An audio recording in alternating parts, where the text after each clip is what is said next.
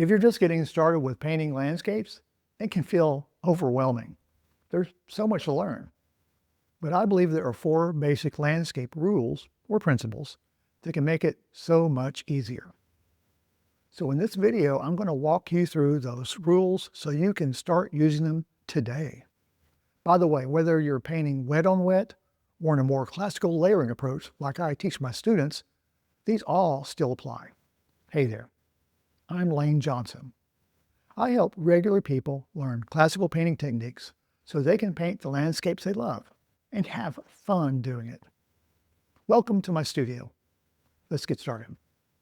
Have you ever heard the phrase, order matters?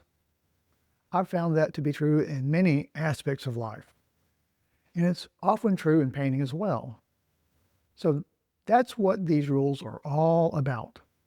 Rule number 1, work back to front, which means you're going to start painting what's furthest away, like the sky, and then work your way forward into the scene. In this way, you'll naturally create overlapping shapes, which is one of the most basic ways to create depth.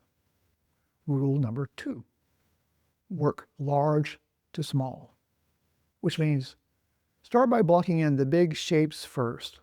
For example, don't think of it as painting a tree. Instead, think of that tree as an abstract shape. Remember, you start with the 2D shapes, then model those shapes into 3D forms, and then add details to those forms. Rule number 3, values before color. In this context, value simply refers to the lightness or darkness of a tone.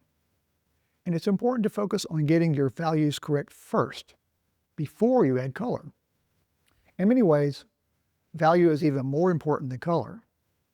That's one of the reasons I believe beginning with an imprimatur bistre underpainting is very beneficial, since it will help you establish your 3 core values, the lightest lights, the midtones, and the darkest darks.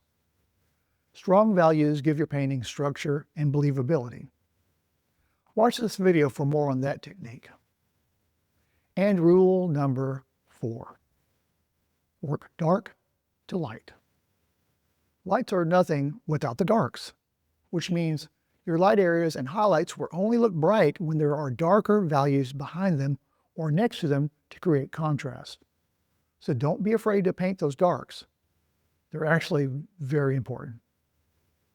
And here's your bonus rule, rule number 5. There's more than one way to paint. I know some people will tell you this is the way to paint, but I disagree. There are so many ways to achieve the same or similar result, especially when you understand the underlying principles. So as you gain more experience and skills, you can play around with the rules, but do that after you get the hang of these 4. Of course, there's a lot more to painting landscapes than just these 4 rules. But if you're a new painter, this is a great place to start. And if you want to dive deeper, be sure to check out my free 1-hour workshop, Secrets to Painting Beautiful, Realistic Landscapes. When you sign up for that workshop, you'll also unlock a special limited time discount on my full program, Mastering the Fundamentals of Landscape Painting, where I break things down step by step, including my 4-stage classical painting process. This course has helped so many painters transform their art, and I know it can help you too. I'll link the details to the free workshop in the description if you want to learn more. Thanks for joining me in my studio. If you enjoyed this video, you'll also probably enjoy watching the videos I've linked on the screen. Be sure to click subscribe so you don't miss any future videos. If you're ready for more in-depth lessons, consider enrolling on one of my online courses where I teach classical painting techniques for landscape painters. You can find all my classes at laynejohnson.com or click on the link in the description below.